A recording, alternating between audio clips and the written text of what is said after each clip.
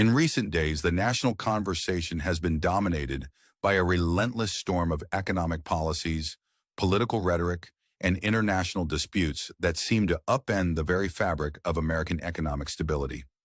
At the heart of this turmoil is the administration's decision to implement what is being called 104% tariffs, a move that, in the eyes of many analysts, represents a departure from the original spirit of MAGA. Once envisioned as a rallying cry to make America great again, the MAGA spirit now appears to have transformed into an effort to make America flip upside down, as Caroline Leavitt has confirmed, leaving both markets and citizens reeling from the cascading consequences. According to insider statements and remarks directly relayed from the president himself, if China should reach out for a deal, he would be incredibly gracious and open to negotiations, yet firmly insists that the priority will always be to do what is best for the American people. The paradox is as striking as it is unfortunate. While the president appears willing to entertain dialogue should China initiate contact, the administration is resolutely moving forward with tariffs pegged at an astronomical 104%, a punitive measure purportedly designed to retaliate against China's actions. However, the true impact of these tariffs became evident almost immediately. As soon as the news broke, the market experienced a shock so intense that trillions of dollars evaporated in mere hours, leaving the nation's financial framework visibly vulnerable. In an administration where grand promises are often undercut by seemingly flippant responses, the stability of the economy appears to be rapidly disintegrating. The president's economic strategy, once presented with the fanfare of a meticulous plan to revive national industry and curtail unfair trade practices, is now being seen as a reckless gambit that has plunged the nation into a state of financial disarray. Critics note that instead of making America great, the policy is effectively making America go down fast. Renowned entrepreneur Elon Musk has publicly opposed the president's tariff policies, highlighting the growing dissent among influential figures, while Peter Navarro, the trade advisor to the president, continues to staunchly defend the strategy. In this open verbal battle over trade policies, Caroline Leavitt's remark that "boys will be boys" has been uttered as a dismissive nod toward the contentious sparring among officials, a statement which belies the seriousness of the economic and social crises unfolding nationwide. Yet the barrage of turbulent economic decisions is not confined only to tariffs. The administration's stance on immigration has also come under a severe microscope. Caroline Leavitt elaborated on the controversial immigrant deportation policy, even suggesting ideas as extreme as deporting U.S. citizens to El Salvador. In a scene that could be mistaken for a dark comedy of errors, officials have invoked provisions of the Alien Enemies Act to justify deportations, asserting that every single person deported, and those who will be deported, meets the legal criteria. This policy has met with vehement opposition from experts and the broader public alike, because it diverges sharply from established legal standards. The polarization runs deep as immigration and economic policies intersect, leaving American citizens to face not only soaring prices, but also questions regarding their treatment by an administration that increasingly views them as threats rather than constituents in need of rational policies. American families are now caught in the crossfire of these policies. Higher tariffs have not only disrupted international trade, but have also driven up the cost of imported goods. Everyday items that once came at a modest price, from clothing to electronics and basic grocery products, are now shockingly expensive in supermarkets across the country. Consumers are forced to bear the brunt of these policy missteps, with the already strained household budgets stretched even further. It is a paradoxical situation where the intended measures to protect domestic industries are instead elevating prices for the very people the policies claim to serve. This brings us to the inevitable question: is Trump truly making America great in the eyes of those who must now navigate this economic labyrinth? Or is the real outcome a deliberate plunge into chaos that prioritizes political posturing over practical well-being? The international reaction to these policies has been swift and severe. It is not only the U.S. domestic market that is under siege. Countries around the world have condemned the president's tariffs. The European Union, particularly impacted in its automotive and consumer goods sectors, has expressed deep concerns over what they perceive as an aggressive trade war. The German chancellor, alarmed by these developments, has convened an emergency meeting to address the ramifications of these U.S. actions. Similarly, Canada, America's neighbor and long-standing trade partner, has reacted violently to the imposition of heavy tariffs on its exports. Canadian authorities have made it abundantly clear that any such abuse will be met with strong retaliatory measures. Just yesterday, what was once considered a rapport of best friends forever between Trump and his allies has devolved into an adversarial stance that threatens not only trade, but the very nature of international diplomacy. In a twist that has left many observers in disbelief, this isolationist turn seems to be turning America into its own worst enemy on the world stage. The fallout has also been acutely visible in the financial markets. When the market's confidence evaporated amid these sweeping changes, disastrous figures ensued. More than 700 points vanished from the Dow Jones in just one fateful day, plunging indexes into a state of near freefall. This dramatic collapse, in which the S&P lost over 113 points and the Nasdaq nearly 500 points, underscores the acute economic instability precipitated by these policies.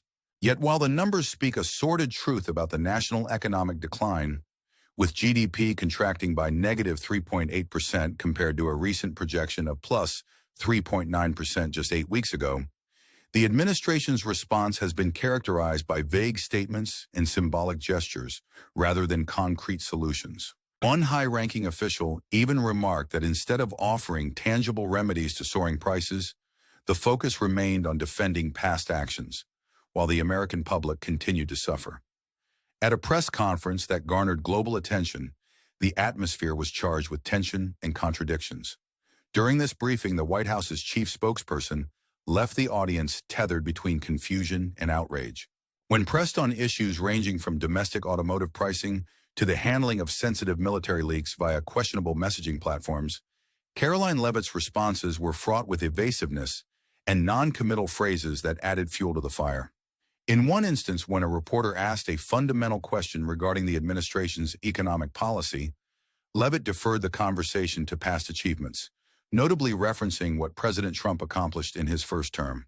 This remark, intended to serve as a reassurance, instead incited further skepticism among the press and proved to be a distraction from the pressing issues at hand. The administration's handling of a classified leak via a messaging platform further exemplifies the lack of preparedness among those in power.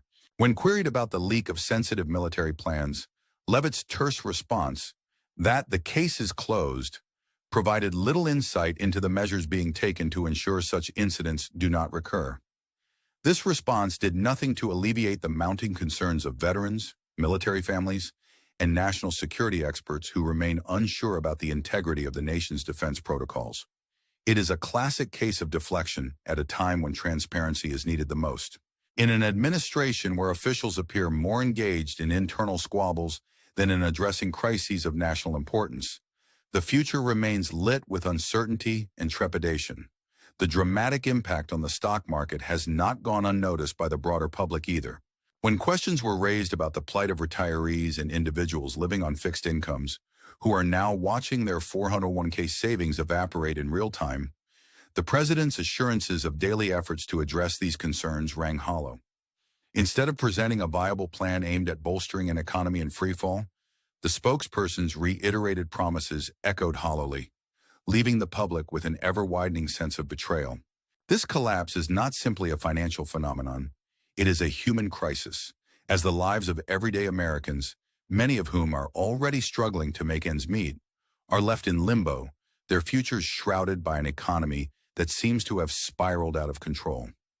Amid this multifaceted crisis, there emerges a stark reminder of the far-reaching implications of these policies, none more so than the repercussions on American consumer behavior. With every tariff hike, the cost to the average American escalates, and the burden is felt most acutely in everyday transactions.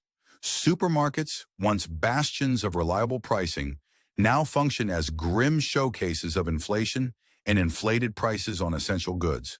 It is a grim reality, almost as if one has to pack extra cash along with their shopping bags. And yes, if you think your local grocery store is serving up a side of financial despair with your weekly groceries, you might even joke that you need a mortgage on your shopping cart to afford that weekly haul. These ironic moments, though they elicit a wry smile from some, underscore a broader truth.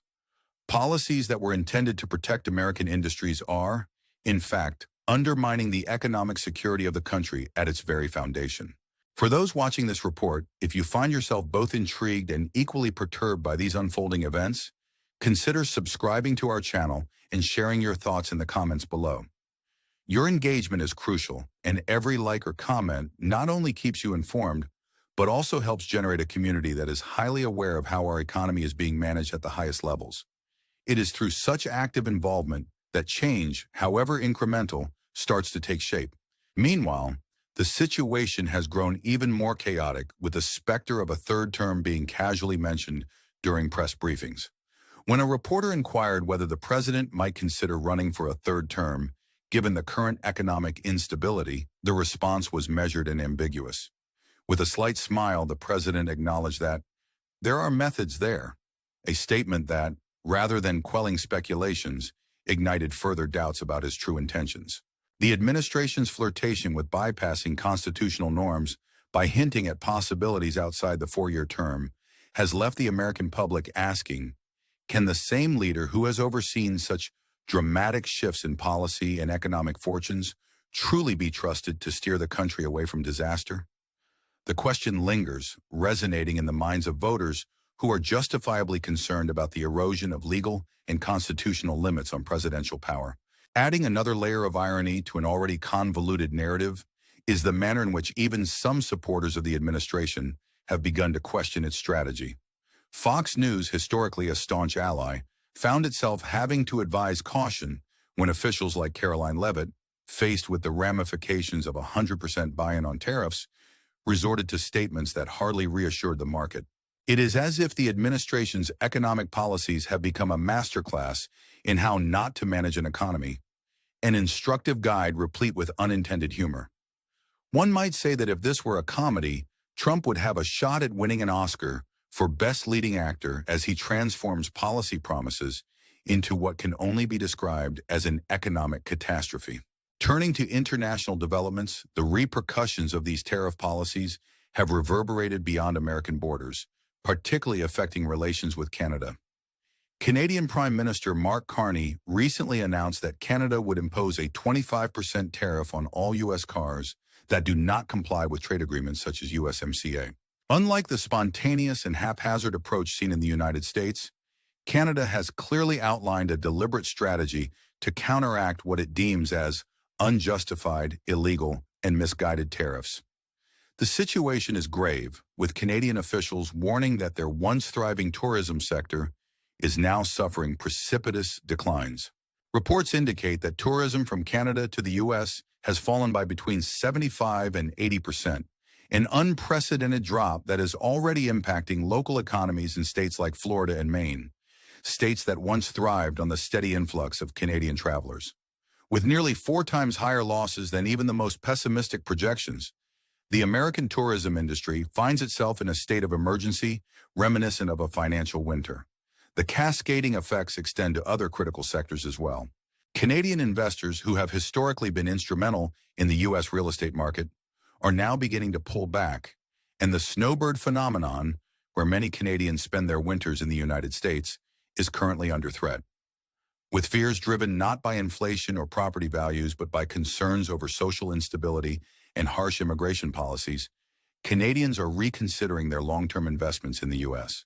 This economic standoff is further compounded by retaliatory tariffs valued at $60 billion, strategically targeted at industrial goods, particularly U.S.-made automobiles. Interim Prime Minister Mark Carney stressed that these tariffs are a measured response to protect Canada's interests in the face of what he described as a blatant disregard for fair trade practices on the part of the United States.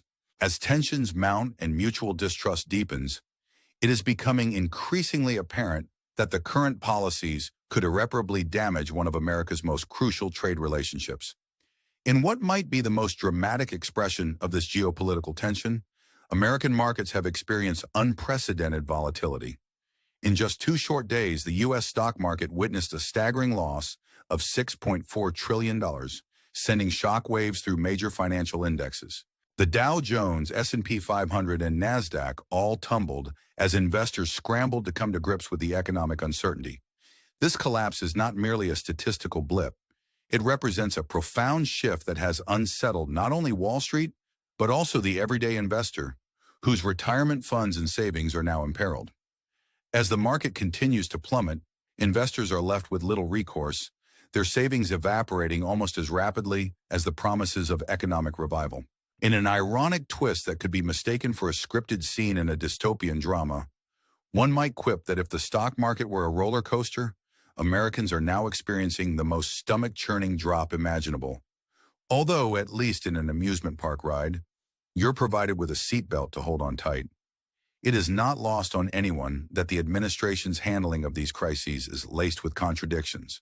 As prices rise and the cost of living surges, food prices are up by 6%, gas prices by 15%, and everyday items becoming a luxury rather than a necessity, the president's assurances seem to provide little relief. Instead of introducing policies like tax suspensions or small business relief, the focus has remained on symbolic gestures and vague statements that fail to address the immediate hardships facing millions of Americans. Even when national security concerns were raised in the wake of leaked military plans, the administration's response was a terse, "The case is closed," leaving many to wonder about the adequacy of measures taken to safeguard the nation's defense. Throughout all this chaos, one recurring theme has been the administration's apparent disregard for accountability and transparency, a stark contrast to the expectations of the modern democratic process. Public figures, ranging from former presidents to industry titans like Warren Buffett, have voiced their disapproval of the policy missteps. Buffett himself bluntly dismissed the president's claims, asserting that these tariff measures would only serve to punish working families and honest businesses over the long term. The mounting criticism from both the political left and right, coupled with widespread public outrage expressed through social media platforms, has culminated in a collective call for reform. Hashtags such as "Cheeks to Trump, Eyes Destroying America" and "Resist Trump" have surged across Twitter and Facebook as citizens take to the digital square to express their discontent and share their concerns over the future of the nation. At this critical juncture, it is essential to ask, what does the future hold for an economy increasingly dictated by policies that appear more theatrical than pragmatic? With every passing day, the repercussions of these decisions are becoming more tangible. Workers across various industries face layoffs as companies like General Motors and Ford are forced to adjust production lines amid soaring production costs. Car manufacturers, once the backbone of American industry, now find themselves grappling with the fallout from a tariff policy that has driven up the price of vehicles by as much as 5 to 10%. Even the agricultural sector, long heralded as a pillar of American economic resilience, is feeling the pinch, with soybean exports down by 15%, cotton by 10%, and wheat by 8% in the first year alone. The cumulative impact is a stark reminder that the policies once promised to revive the economy are now exacting a heavy toll on the very people they were designed to protect. In the midst of this national and international turmoil, one cannot help but wonder about the state of leadership that has thus far steered these controversial policies. The press conferences, laden with ambiguous statements and half-truths, reveal an administration seemingly more intent on deflecting questions through rhetorical flourishes than on providing concrete solutions. When the media pressed for clarity regarding the leak of military plans or the specifics of a third-term discussion, the responses were at best evasive and at worst dismissive. Comments like "boys will be boys" were offered as a means of brushing off criticism rather than engaging with the substantive concerns of those whose livelihoods hang in the balance. In this climate of uncertainty and dismay, it is worth taking a moment not only to absorb the gravity of the situation, but also to reflect on the broader implications for democracy and international relations. The American public now finds itself at an inflection point, facing an economic downturn fueled by decisions that seem to prioritize ideological posturing over pragmatic governance. For those tuning in who might be feeling overwhelmed by the relentless barrage of news, remember that staying informed is the first step toward effecting change. If you appreciate incisive analysis delivered with a mix of proof and irony, we invite you to subscribe to our channel and join in the conversation.